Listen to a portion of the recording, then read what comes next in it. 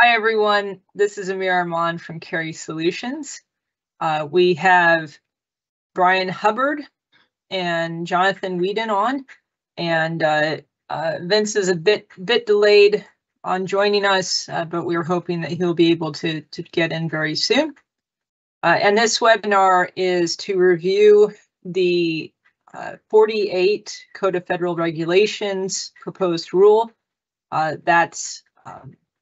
That's a proposed rule which was released in the middle of August, just recently, which will add contract clauses, just like the DFARS 252, 204, 7012 that's out there right now. It'll add contract clauses to all DoD contracts except for micro purchases and commercial off the shelf, which will require a CMMC level. This contract clause rule, this 48 CFR, is tied very closely to the 32 CFR proposed rule, which came out in late December last year, which introduced the CMMC program, said here's the rules, here's the key players, here's all the requirements, and defined the certification levels. So joining us today, we have Brian Hubbard, hopefully Vince Scott, myself. I'm here. Hey, Vince, you made it. Awesome. All right. And Jonathan Whedon. All of these gentlemen have, except for me, have participated in joint surveillance assessments with Carey Solutions or CMMC assessments. So we've all got quite a bit of experience, and these are all industry leaders. Okay, so before we get going, we just need to, bend your ear a little bit. Carey Solutions is an authorized C3 PIO. We provide assessment and preparation assistance for CMMC and 800-171 compliance. We are one of the, we've got one of the largest CMMC teams in the industry with over 12 assessors.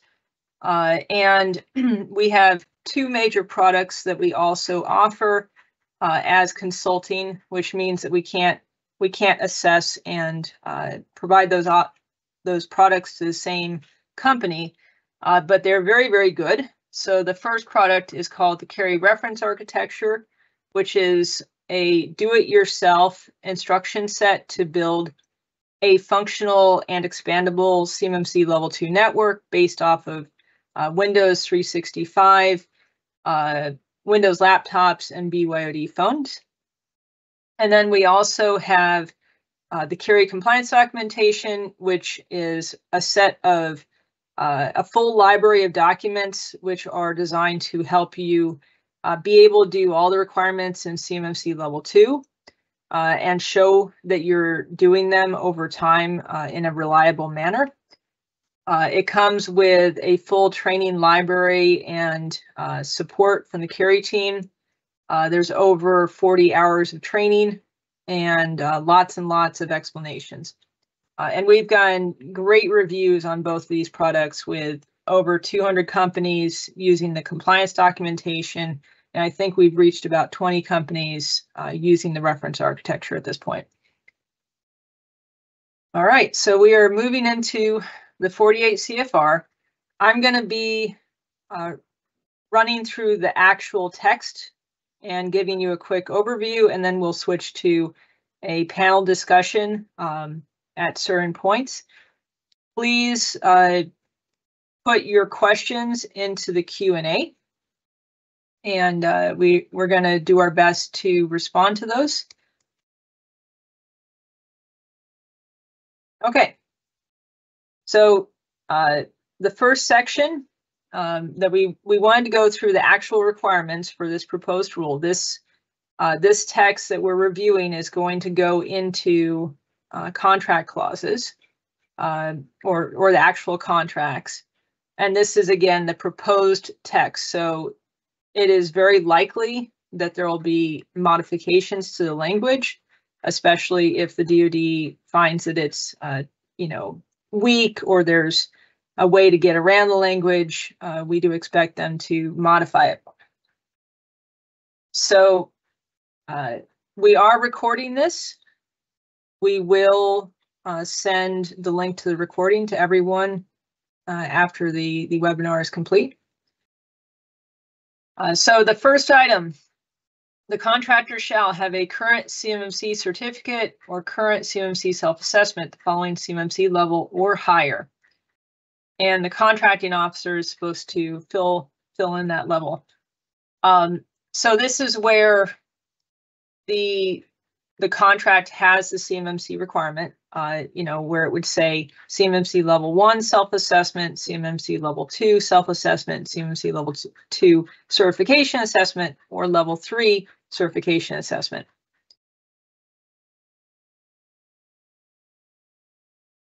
The next item is it references back to the 32 CFR rule, which is the overall CMMC program, which talks about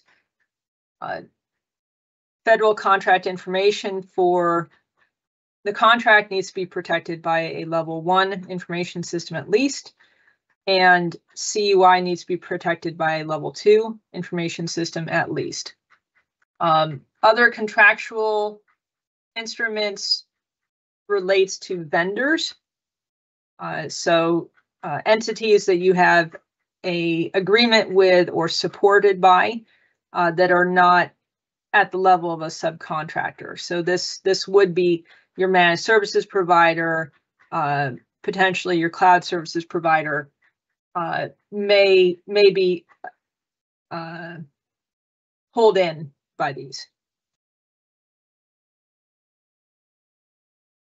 All right, next, the contractor shall maintain the CMMC level required by this contract for the duration of the contract for all information systems used in performance of the contract that process, store, transmit, FCI, or CUI. Now, this language is not what I expected to see. And I'm going to ask for maybe Vince to give his thoughts on this. But this language basically says that if the contract requires, say, level 3, right, the worst case scenario, it says that you will maintain level 3 for all information systems used in performance of the contract, even for FCI. Which it goes against what the DoD has talked about all this time. So I think it's just bad wording, which will probably be corrected. But Vince, what are your thoughts? Yeah, I agree with you, Amira. I think the intent has always been on the part of the CMMC program office and the DoD CIO to allow for FCI to be processed separately from CUI, i.e. the enclave approach for CUI. And I think, as you point out, particularly at level 3, right, enclave is going to be the way to go because their CMMC level 3 requirements are quite high. And so as worded here, this would essentially eliminate the enclave approach for companies who generally process their FCI in their broader corporate systems as opposed to their CUI with an enclave approach. Now, some companies do an enterprise approach. It's all one certification, et cetera. This would still work for that, but I don't believe it's the DoD's intent to really eliminate the enclave approach as an option to how organizations protect CUI. So this is, absolutely something I intend to comment on, and I think that the DoD would be receptive to changes that continue to allow separate FCI and CUI enclaves. Thank you, Vince. Brian or John, any thoughts on these slides so far? No, none so far. I agree with Vince. Okay. All right, moving on. So it appears that our Q&A might be broken. That's a little bit frustrating. I'd invite, so for anyone that has my LinkedIn or my email address, you're welcome to throw an email real fast or a LinkedIn chat at me, and we'll try and respond to those. Okay, so next, requirements. The contractor shall only process, store, transmit data on information systems that have a CMMC certificate or CMMC self-assessment at the CMMC level required by contractor hire. So again, very broad, very, very broad language here, right? Again, it's talking about data as opposed to splitting it between CUI and FCI. Okay, so we're going to do a little bit of a round robin on just what we just saw. So these are some questions. So Brian, noting that these requirements specifically apply to only the prime contractor, right? Yeah. Do you think that was a purposeful language that they put in, or do you think that they're going to end up changing it? For the FCI and CUI? Yeah.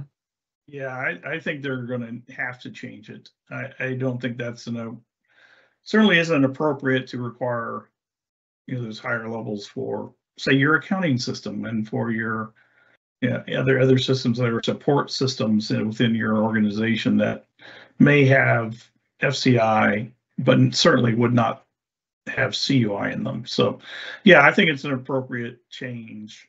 I'm not sure how they're going to specify it, though. Are they going to specify, different levels for different parts of your systems that are connecting to that enclave? I mean, to that or connected to that contract, or are they going to, allow you to specify what the prime to specify what levels different parts of their environment should be? So it's a challenge. It's going to be a kind of a conundrum for the government to sort of decouple FCI and CUI when they really want to cover everything that's covered in a contract. So I think it'll be challenging. I really wonder if it's purposeful language that they're using, that they want the prime information system to be capable of handling all data for the contract without needing to have the government be on the spot with labeling, right? Because we're seeing that with so many companies that they've got stuff that looks an awful lot like major CUI, like really sensitive stuff, but it wasn't labeled. So they have it on their non-secure system.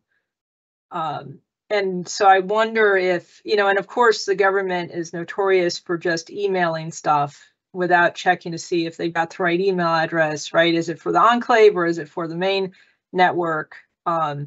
So I wonder, I kind of wonder if this could possibly been on purpose to make things easier for the government. I'm going to ask Vince for his thoughts, and then John. So Vince? Yeah, I suppose that's possible as coverage for, federal employees who are not following, their own regulation under 32 CFR 2002 and DOD I 5248. But I still think that becomes very problematic, eliminating the enclave as an option from the toolkit for companies to deal with these requirements would be something that is very difficult to implement. And particularly difficult to implement for larger companies. So we often talk about the challenges in CMMC for mom and pop's machine shop. This is one where it would actually be easier for them. They have, they have smaller problems because they have a much smaller environment, and many of those are enterprise sort of approaches anyway. But when you get to large, complex corporate organizations in which they have international arms that are a part of their network, and their approach to this has been to put CUI in an enclave, but continue to process business data, invoicing, that kind of stuff on their regular business systems. This would essentially eliminate that as an option. And I believe that the DoD would be receptive to the feedback from very large programs. All of a sudden now this isn't a problem for just mom and pop's machine shop. This is a problem for Lockheed Martin and General Dynamics and GE Aviation. I'm certain that the DoD would receive feedback and be receptive to it. Thanks, Vince. John, any thoughts on this one? If it weren't for the fact that I have seen how long it took for the DoD to stop using NOFORN and FedCon, I would say that is silly.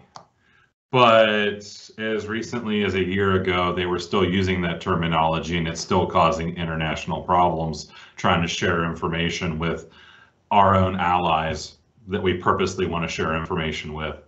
So with that in mind, it is possible that the DoD CIO and their office are honestly considering the possibility of just blanket arbitrarily saying everything has to be controlled at all times because we can't be bothered to figure it out. And if you don't like it, stop taking our contracts. I suppose that's possible. I'd hate to see it, but it wouldn't be the first time they did something that I thought, why? So possibly. I hope not, though. That's all I got.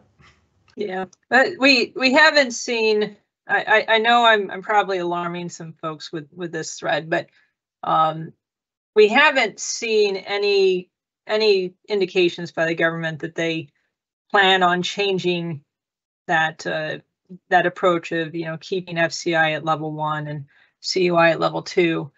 It's just very strange how they worded this language.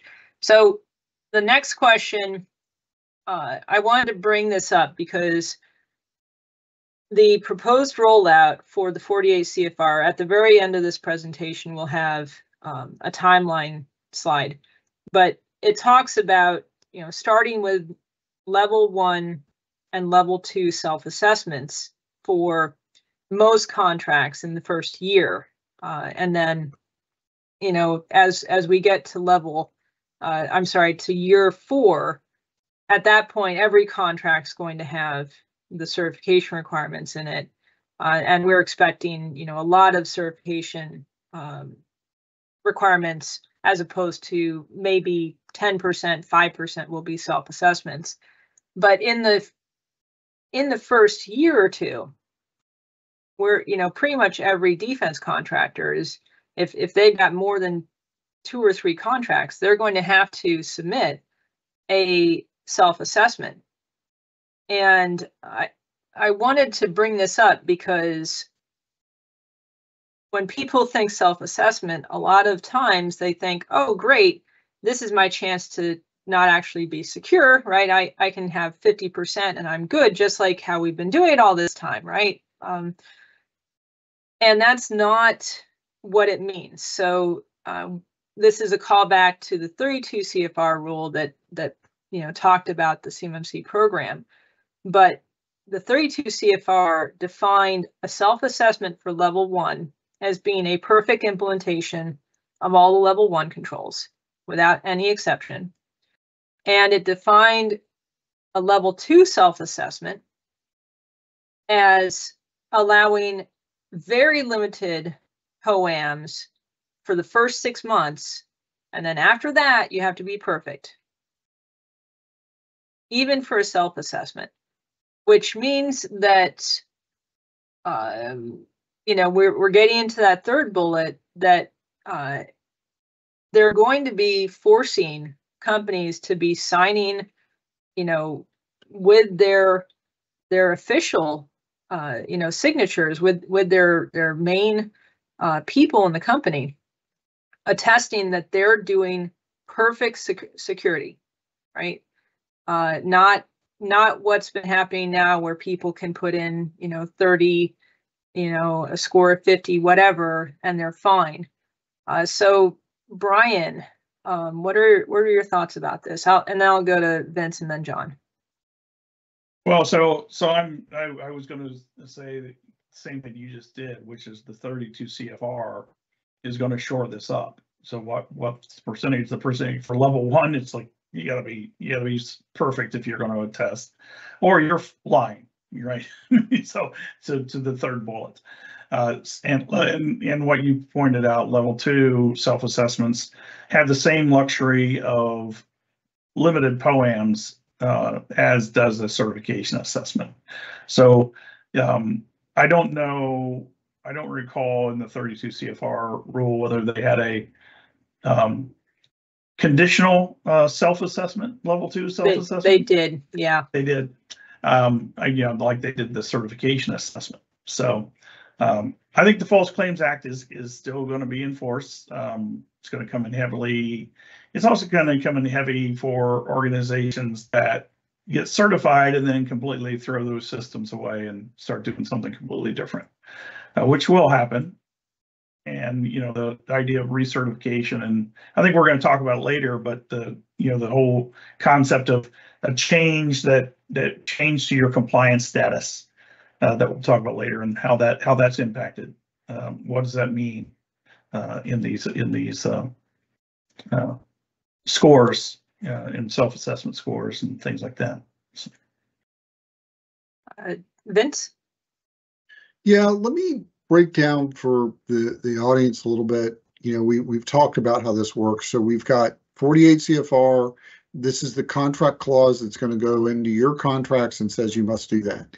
That contract clause refers to the 32 CFR 170, the CMMC program, and says you must self-assess in accordance with that CMMC program. So essentially what it says is you have to do your self-assessment just like a CMMC certification assessment. Same rule book, same assessment guide, same scoping guide, all same rules will apply for that. Under that CMMC self-assessment or certification assessment today, the minimum score is an 88, and as Amira mentioned, the opportunities for POAMs are very limited. So only a third of the controls in the standard are even eligible for POAMs. 2/3 of them are no fail or instant fail controls.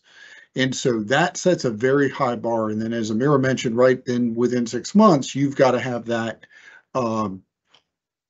be perfect, and you have to affirm going forward. So there's also an additional part. We talk about the self-assessment in here. There's an additional requirement to the self-assessment where you've got to, put your score in. You also have to affirm, have the affirmation, which is the equivalent of legally of an oath from a quote unquote senior official from the company that you are the score that you submitted. So 88 potentially out the gate, with 110 at the 6-month point and forever thereafter. That puts personal liability on the senior official that the score that's been submitted is truthful. And as Amira has talked about, perfect implementation at level 1 or level 2 being the requirement, I think that requirement for ongoing perfect implementation is extremely problematic. It is one of my concerns that I made comments on in the 32 CFR 170 and will again on 48 CFR, but I think that the DoD has clearly indicated they intend to go forward with that. As anybody knows, the going from 80% to 100% is the hardest part of any engineering problem, right? That last 20% costs you the most money, costs you the most time, is the most difficult to implement. And so when the DoD comes out and says, man, you got to be 100% all the time, That takes a very challenging program and makes it even more challenging. So there it will potentially be a lot of risk in here for OSCs, particularly if you're writing and looking at your program through the aspirational lens. So we just saw this in the Georgia Tech indictment dropped by the Department of Justice. Georgia Tech had a number of things where they thought about how they could do it, and they gave themselves the points for thinking about how they might do it, but they didn't actually do it, right? That would be way too hard and way too expensive. We're not actually do that, but no, I have a plan to do that, so that must be just as good, right? I think that the Department of Justice is not going to concur with that approach, and that's going to be very problematic, not only organizationally, but for the senior official who signs the affirmation that you are actually executing at that level. What that all boils down to is, boy, you better have your game face on and be running to keep up, because just not doing this will represent now an enormous amount of risk to organizations. Oh, you're muted, Amir. That's all right. Thanks, Vince. John, you're up. Thanks, boss. A lot of the points that were still lingering after Amir and Brian spoke, Vince already hit, darn it. So unfortunately, he already spoke to the vast majority of what I was going to say. I remember when Amira was speaking, she's like, yeah, 6 months. I was like, no, it's 180 days. It wouldn't be 6 months. Oh wait, those are the same thing. So as an assessor, right, we've done joint surveillance assessments, and the DoD has talked about using EMAS to submit both a pre-assessment form, we're going to assess this company, and then the result. And which means that since, and you have to do both, right? So you can't only tell the DoD when you pass the company. The DoD, and that's actually something I've given them feedback saying I don't agree with that, because this really shouldn't be a punitive system. But they want to know, they really seem to want to know when a company fails, which brings me to those last two items, right? If a company has been self-assessing themselves, for 3 years, but they never get a certification and they have to drop out on their contract, or they have to drop out on option years, will there be any tracking? I kind of doubt it, to be quite honest. Like, I don't see contract officers putting that much effort into it. But they are putting the tools into place where they are getting those records, if they wanted to do something like that. All right, moving on to the next section. So this is the requirements, next area. So the contractor shall notify the contracting officer within 72 hours when there are any lapses in information security or changes in the status of CMMC certificate or CMMC self-assessment levels during performance of the contract. So the way I read that is, even if you are doing a yearly self-assessment or monitoring the effectiveness of your controls, which you should, as part of level 2, be doing, on a monthly or quarterly basis for your high risk items. If you see that something's not working properly, maybe one of your encryption methods is no longer FIPS validated, or perhaps some of your systems have gone out of date and there's major vulnerabilities on them. This is saying that the ethical contractor will notify their contracting officer immediately when one of the controls fails. I think that their primary focus was really if your CMMC certificate expires, you can't get it renewed. That's what they really want to know about. This is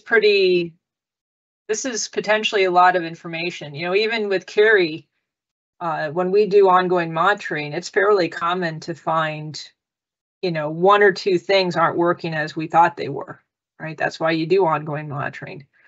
All right, next. So the contractor will complete and maintain on an annual basis. Oh, can I talk to that one? Oh, yeah. Vince, go ahead. If you go back a slide. Okay.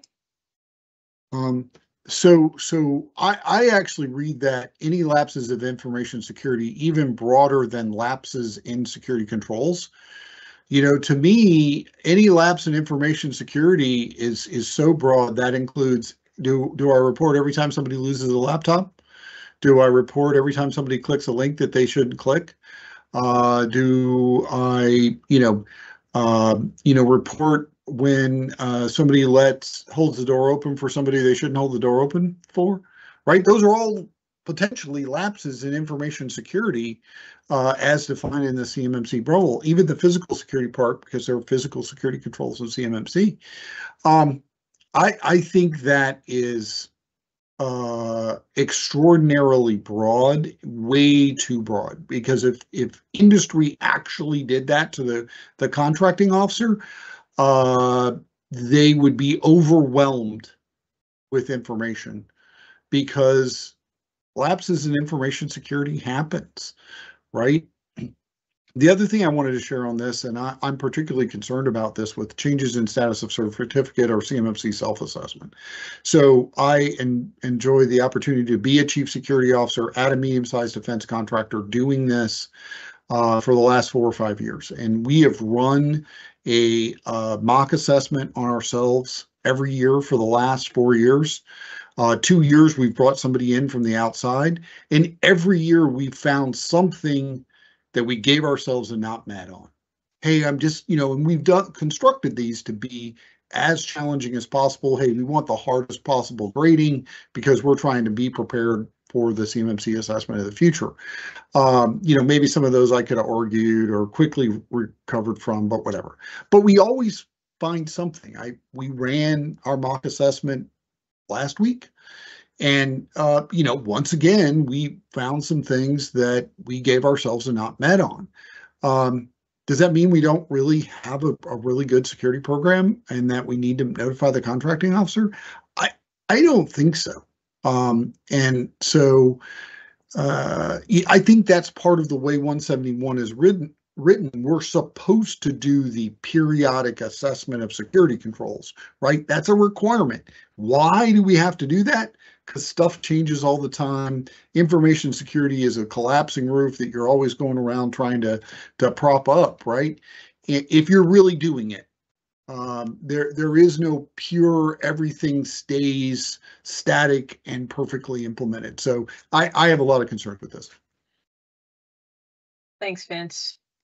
All right, so next item is it talks about completing an affirmation of continuous compliance with your CMMC level in the SPRS system. And it talks about for each DoD unique identifier applicable to each of the contractor information systems that process, store, or transmit FCI or CUI, and they're used in performance of the contract. So a couple items. First off, this is making SPRS, which we are probably all familiar with at this point, the main record keeping program for the contracts and your compliance status in regards to CMMC.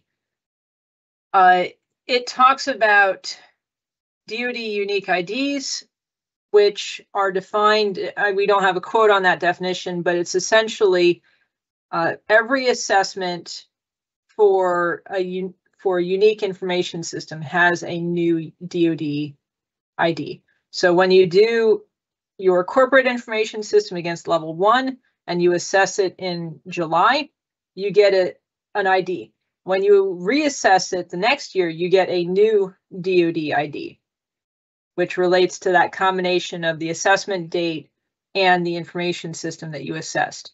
It's very possible that a contractor will have multiple DoD IDs active for, you know, a single contract if they've got, you know, one for FCI, one for CUI, and then over time, as the contractor does new self-assessment or they get recertified, that DoD ID will change according to what they've talked about in the rule. All right, next, this is where we start talking about subcontractors. So ensure all subcontractors and suppliers complete and maintain on an annual basis or when changes occur an affirmation of continual compliance. For each of the contractor information systems that process, store, transmit FCR CUI and that are used in performance of the contract. So Brian, you know, do you have thoughts on this? When you read this language, is the and talking about it has to have both of those conditions true to apply? What are your thoughts? So I think the end is there correctly. It's so a contractor may have multiple systems, right, that have been certified or they're attesting to their certifications, but for any particular contract, they may only be using some subset of those systems, right? So basically saying, you know, that they only care about the ones that have FCI and CUI on them, but they only care about the ones that are applying to that particular contract. So it's the contracting officer is going to have to look at that and determine, or I'm sorry, the prime is going to have to look at that for the subcontractors and determine which systems are this is applicable to. So, you know, and how they flow it down. The whole flow down concern is kind of strange the way I have it worded. I note that it doesn't talk about SPRS at all. It says No. you'll get an affirmation of continuous compliance, but it doesn't say necessarily that it's recorded in SPRS. Right. And so because subcontractors, you know, the DoD only cares whether the CO can check on the prime, right? The prime's responsibility is to check on the subcontractors, and the primes will not have access to SPRS unless they change the SPRS system. Right. So they're going to have to require their subcontractors to report to them and collect up those reports, and if they give the subcontractor a subcontract, you know, hand them a task order or whatever, and that is incorrect, then prime is liable for that, is in my opinion. That is you're talking to one of the big questions that's coming up on how that works. Yeah. All right. So in addition, the contractor will submit to the contracting officer the DoD UIDs issued by SPRS for the systems that will process during performance of the contract. So the DoD is going to be recording that you said you're only going to use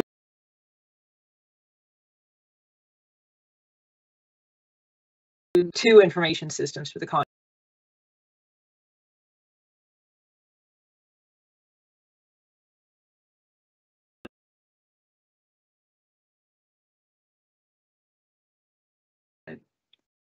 You know, you had CUI on a system that wasn't assessed. Well, you violated your contract right there, right? Next, the Can I make a contract. quick comment, Amira, on Go ahead. UIDs? I think there is one bright spot in the UID approach here, that it does solve the problem of having multiple systems inside a single cage code. So previously, you know, this was recorded by cage, really linking it to UID out of the SPRS system will allow us to have multiple systems, potentially at different levels, inside a single cage code. And I think that is actually a really useful add. It was a problem we didn't have something to address before. And so that I think the use of the DoD UID is actually a good thing. Absolutely. Okay. So this one just follows up. If you change your DoD UIDs during the contract, you have to let the contracting officer know. And there's instructions in the rule that the contracting officer needs to take a record of those. So it's not saying that you are forced to use the same information system for the life of your contract, which I appreciate. It does allow you to change stuff up. Next. Yeah, note that the assessment level, the confidence level of the assessment is part of the UID. So let's say you were self-assessed at level 2, and then you got a certification assessment level 2. That would be a change to your UID, and so you would have to notify the CO on that too. That's going to be a decent amount of paperwork. Yeah. So John, any thoughts on these? I don't believe the entire cage code requires the assessment. As we talked about earlier, the UID system is going to allow you to be able to have individual systems within a cage code. I've seen in JSVAs in the past and other implementations where a company ended up having to split themselves out into multiple cage codes just so that they could have a user system that could handle a level 2 certification. And then it supported the contracts and assisted the other sub-cage codes of the company. The UID system will hopefully remove most of that. Contractors allowed to use a prime or partner's information system, or do they need to host their own? I honestly can't answer that question for you. I'm not sure exactly how that would work. Be able to use both to support a level 2 contract. That goes back to the FCI versus CUI conversation we were talking about earlier. It's possible that you would be able to say that FCI is only being stored on the UID recorded in SPRS, capable of holding level 1, and CUI is listed only for the UID for level 2, I suppose. Awesome, thank you. Vince, what are your thoughts? Yeah, so will each cage code require its own assessment? No, that's already allowed for. You can have sub-cage codes, you can arrange that, but understanding your cage code architecture as a OSC is really important. And how you manage that. And the biggest concern is if you're bidding contracts under a certain cage code and that cage code does not have the required level or CMMC certification assessment as carried in the contract clauses, that could be problematic. I think there is nothing in the regulation that prohibits a contractor from using a prime or partner's information system. So, if it's not forbidden in the regulation, I think it's allowed. So I think that can be done. And indeed, I know some prime contractors are planning to limit the exposure of their subcontractors to level 2 by containing the CUI on their own network and then giving the subcontractor access to that. But the information, the CUI is not flowing down. I think that's a good approach. I think it'd be great if more primes considered how they did that, and the government considered how to not flow CUI if they didn't need to, right? And then on the final one, will the contractors with level 1 corporate network and a level 2 enclave be allowed to use both to support a level 2 contract? I would argue, as worded today in 48 CFR, that's not allowed. And I think that would make, that's very problematic, and hopefully we can see some changes in that. Thanks, Vince. And Brian? Yeah, I'll just talk about the second bullet because I don't know about the third, and the first one has been addressed. But so when I read the question, right, I think in terms of the prime, not subcontractors. So certainly a subcontractor can use a prime's information system. They could have guest accounts, they could be, or contractor accounts in those systems, and all the data be stored there. That's a perfectly fine, valid way to do things, and it's safe. The challenge is when, let's say you have a joint venture where your prime is the joint venture, but that joint venture doesn't have its own information systems, nor can it actually get a certification. You have to have the partners of that joint venture be certified. So in that case, you would have to allow the prime, the joint venture, to use a partner's information systems. So if they preclude that, they basically preclude joint ventures, in my opinion. So I don't think they will. All right. So this is from the discussion at the front of the proposed rule. It's not official language, but it gives a little bit of information. And it to me, it reflects a core concern about subcontractors, which we're about to start looking at the language for, which is SPRS is the repository for CMMC certificates and self-assessment information. However, primes and mid-tier contractors won't be able to see what their subs have put into SPRS. And it doesn't talk about any method for the prime to get access to information. So it doesn't say, I was hoping to see something like a prime can reach out to a contract officer and say, here's the 10 companies I intend to use. Can you double check that they've got a certification or something of that, information? And there's really nothing. It seems like they intend to keep that record keeping, not available to other contractors. And it makes me wonder if subcontractors will even need to put scores into SPRS, right? Right now they do. Everybody has to have a self-assessment in SPRS, no matter what level they are. But I haven't seen that language. We'll have to keep looking. Maybe we'll get there. So let's look at the subcontracts. So this is where we start talking about flow down.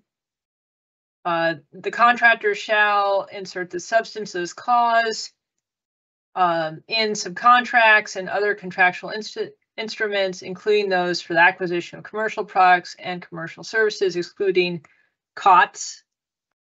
When there is a requirement under the contract, under the subcontract or similar contractual instrument for a CMMC level.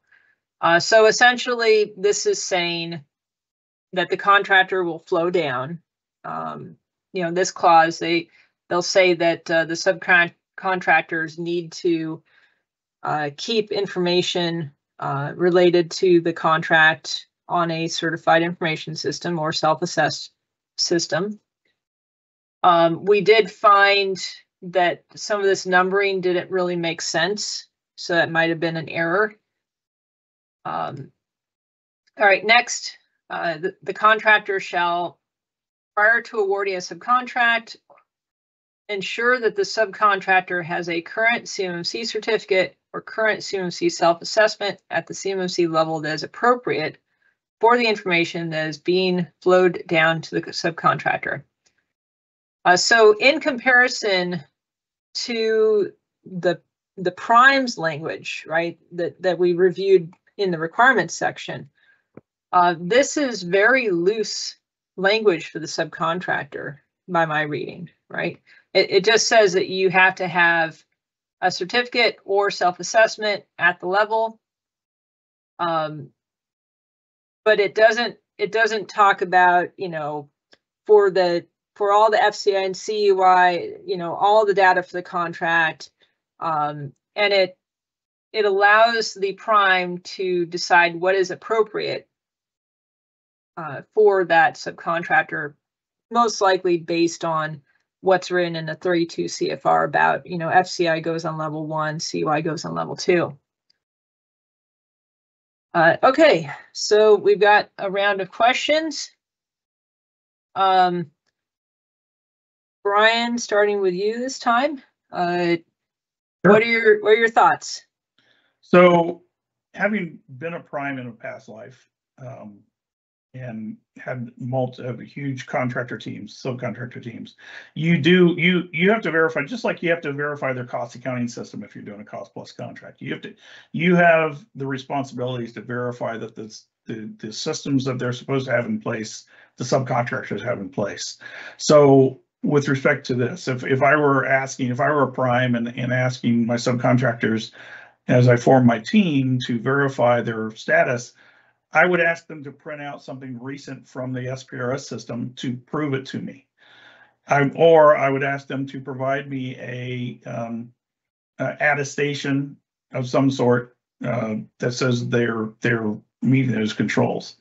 All that is still going to happen, just like with all their other certifications that they're going to sign on the subcontract. They have done this, they have done that. They're going to have to do the same here. So that will happen. It's an interesting question, bullet 2, on the sub bullet. Can primes select level 2 self-assessment for their subs? I had the same question. That's going to be a really interesting dynamic for whether they will. My thought is they probably, if I as a prime, I would not exercise that capability. If I'm flowing CUI down to them, I would reduce my risk as much as possible and make them be certified.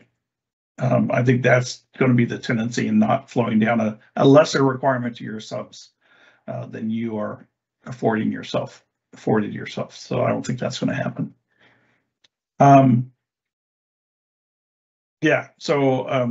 False claims by the subcontractors. Primes are responsible for their subcontractors, just like they're responsible for their employees. That's it. The last one I don't have anything to add to. Thanks, Brian. Mm-hmm. John, would you like to add anything?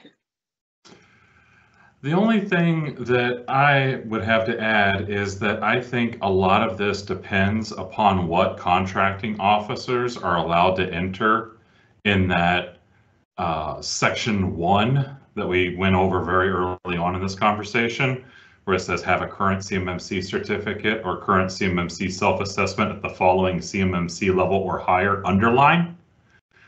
If contracting officers are only allowed to write a 1, a 2, or a 3 there, then the wording seems to imply to me that the primes are going to be able to make that decision about whether or not their subprimes can have self-assessments, especially if that numbering is not incorrect, because it means that the number 5 is removed, the complete and maintain on an annual basis, compliance status, affirmation, continuous compliance, etc. But if the contracting officer has the ability to mark certificate level 2, then I don't think that the primes are going to have that leeway when they're talking to their subprimes. Thanks, John. And Vince? Yeah, I'll just address how will primes choose to flow down. I think the current language as it stands definitely puts that into the prime's hands. However, it does refer to 32 CFR 170, and 32 CFR 170, is very specific about, if you have a CMMC certification requirement, then you got to flow that down. So how that will work in practice will be interesting to see, how that goes. But technically, they're supposed to be following the guidance of 32 CFR, and that would constrain them. And I'd like to just add on a little bit to what Vince talked about. So if we look back at the 32 CFR rule, it does say very unambiguously that if a prime has a certification requirement, then any subs that get CUI from that contract would need to have a certification as well. And that also goes to external service providers. They would need certifications. But it again is questionable about how well this ties back to that 32 CFR rule. I'm pretty sure the DoD will be able to make a strong argument that the prime should have known, if they don't do that. All right, so we're wrapping up. We've just got, I think, 2 slides left, maybe 3 slides. So I wanted to show you this timeline. This is a timeline that was originally built when the 32 CFR rule came out. And it talked about, this phased approach where, initially self-assessments would be required. And then after 6 months, contracts will start requiring certifications. And then, level 3 certifications start becoming, fully realized for those high impact CUI contracts. And then in phase 4, it's going in every contract. What's new for this timeline is it shows the difference in expected rollout for the 32 CFR versus the 48 CFR. Most people are guessing that we'll see the 48 CFR around May next year. Most people are guessing that we'll see the 32 CFR, which allows certifications to start and self-assessments to start, but not requiring it. We're expecting to see that language come out maybe around Halloween, end of October, with it going fully in effect towards the end of this year.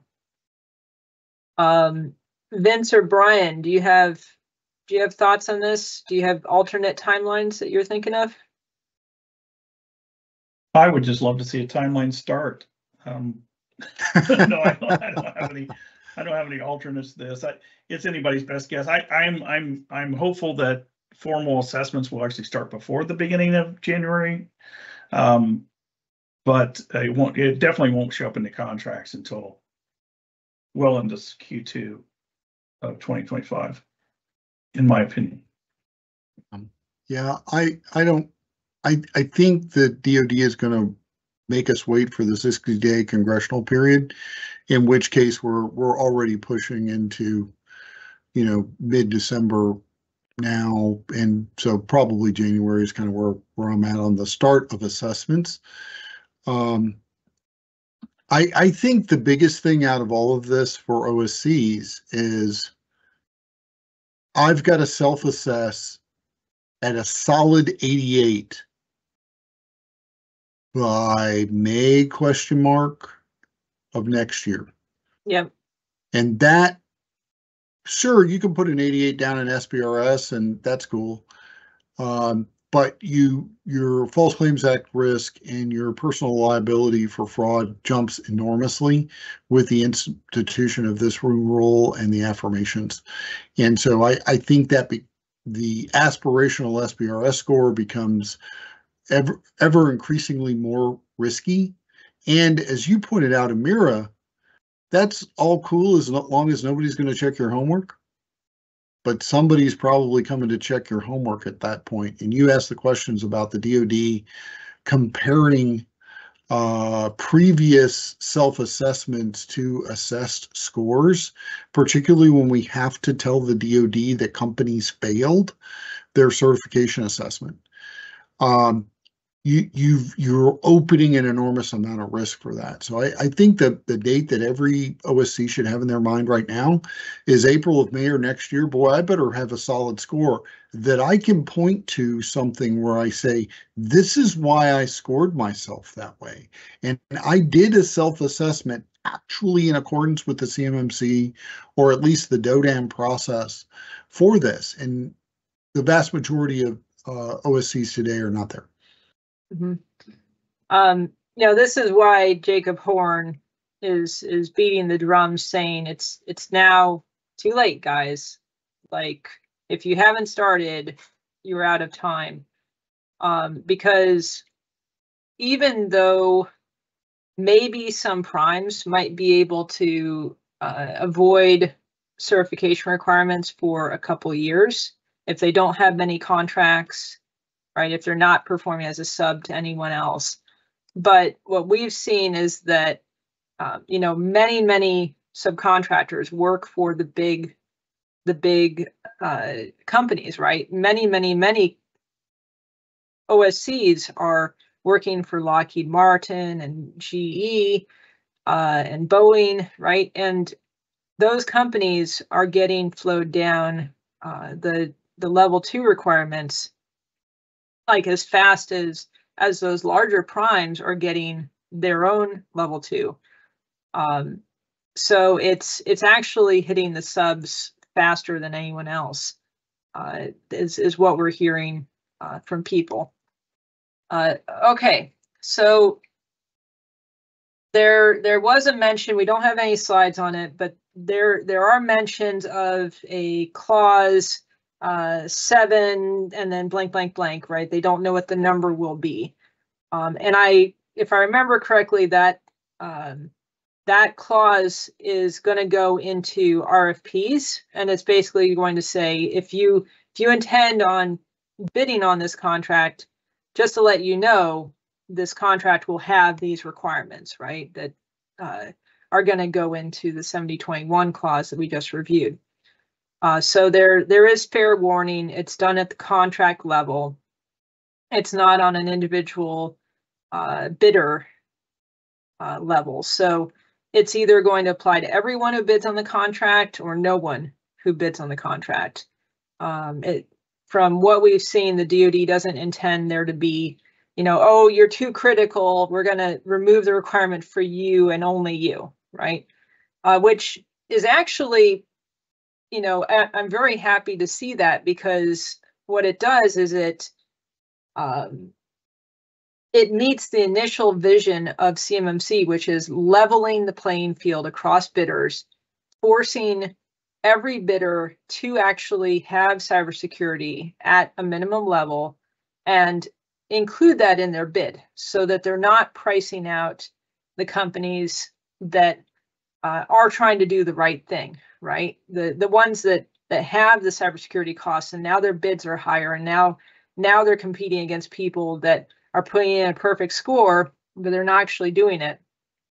The ones that have the higher cost because they're trying to do the right thing, they're losing contracts, right? So by leveling the playing field, by having this 48 CFR, this is going to start fixing the root problem, I think.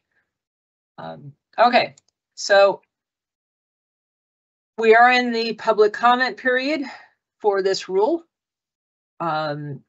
It's open until the middle of October, October 15th. If you do want to submit a comment, what most experienced commenters do is they will write a paper, you know, generally put on their own letterhead, and give their thoughts in a well-written, well-organized manner. You know, you can certainly throw comments into the web form, but it's generally a better read to write a letter and then upload it. These are some recommendations. You know, there's no minimum maximum length. They say it doesn't matter. You don't need to get, you know, the hordes of people supporting you. You don't need to get 1,000 comments of the same thing to get their attention.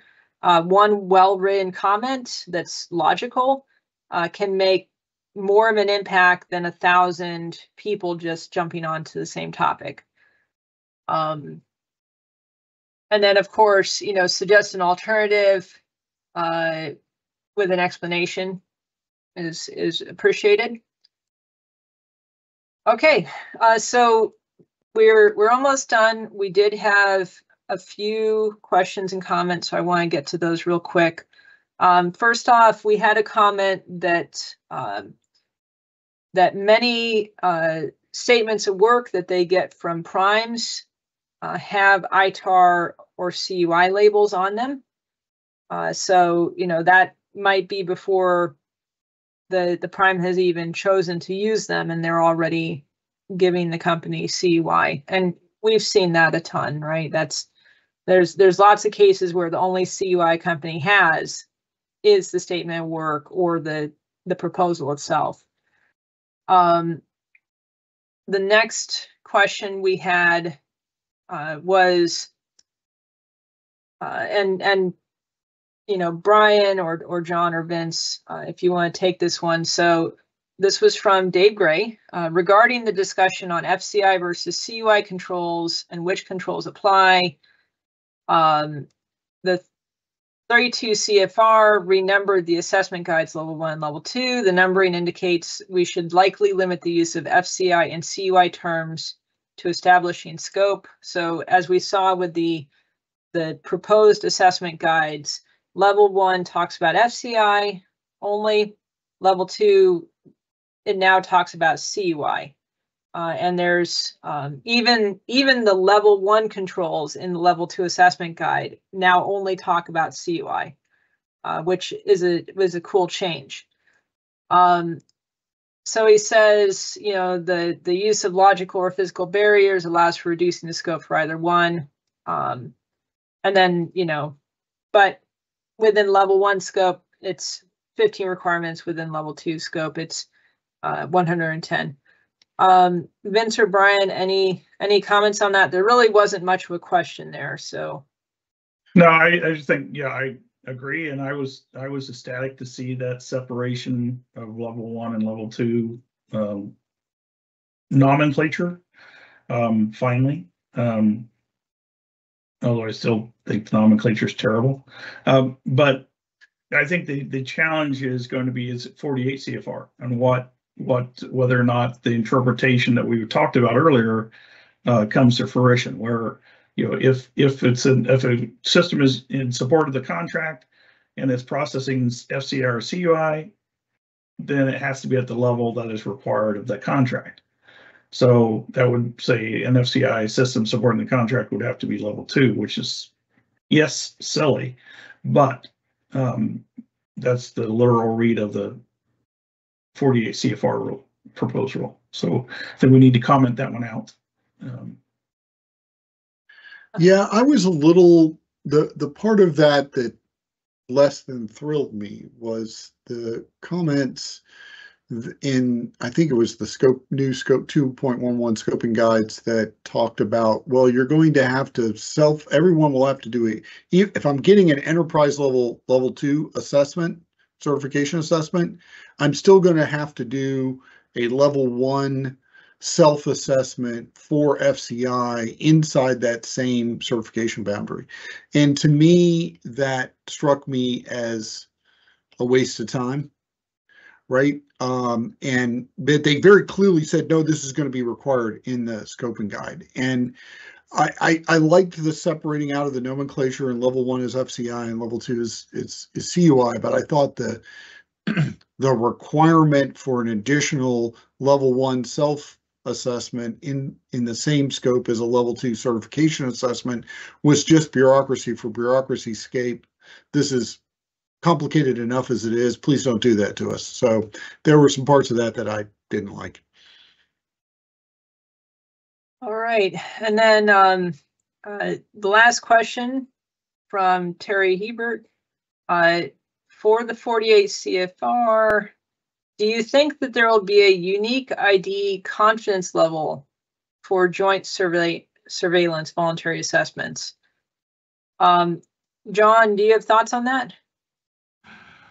Absolutely. There are only so many levels identified in CFR and in 32 CFR in the 170. I think it's 15 through 18. It's the level 1 self-certification, level 2 self-certification, level 2 actual assessment, and the level 3.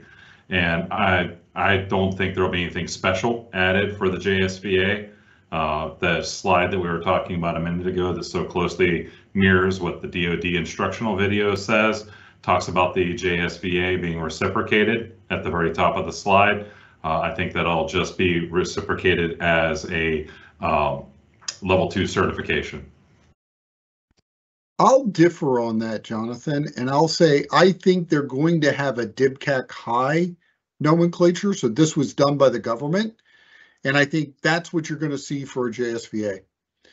And then the when we submit those to the contracting officers or the prime contractor as UIDs, are they going to be educated enough to know the difference? Probably not. But even if they call it into question, then you're going to have the regulatory backing to say, no, this is allowed, and here where it says that, right? Because they did talk to the equivalency in the 32 CFR 170. So I think that's going to work out, and I think they're going to use the DIBCAC high identifier. Fair enough. All right, last question, and this is from me. Put on your prime hat, Brian and Vince. None of our hats look as good as yours, Amir. If you've got 100 subcontractors that you're managing, how are you going to ensure that they are level 2 certified or self-assessed? Yeah, so what I do today is I make them give me a screen snap of their SPRS entry, right, as part of the requirement under 7019, 7020. I will probably look for that. I'm interested to see if the C3POs as a part of the CAP, et cetera, are going to be issuing something that says you are CMMC certified, and we might be looking for that as well, or perhaps a snapshot of the C3PO's entry in EMAS that says they're certified, something that I could look to as evidence that they achieved their certification. What do you think, Brian? Yeah, ditto. I mean, if I was building a proposal, I would have a volume, for all my subcontractors, and I would have all of those certifications or some attestations. I would have records of those all in my proposal package going in.